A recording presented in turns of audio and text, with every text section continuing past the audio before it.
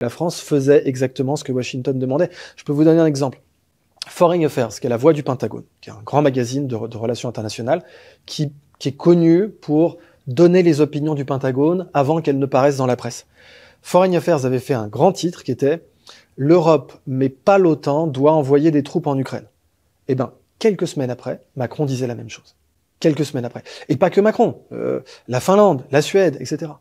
Mais quelques semaines après, Macron disait exactement la même chose, c'est-à-dire c'est pas l'OTAN, c'est à l'Europe de le faire. Alors, Macron ensuite faisait un tour de conférence en Europe où il disait nous devons mettre en place une défense européenne, mais ça sera pas l'OTAN et ce seront des troupes européennes qui iront se battre en Ukraine. Donc, à partir du moment où on peut voir aujourd'hui, on est à l'ère d'Internet, on voit, c'est facile de faire le lien entre ces événements. On voit d'un côté cet article de Foreign Affairs qui dit voilà ce qu'on doit faire et Macron qui dit la même chose.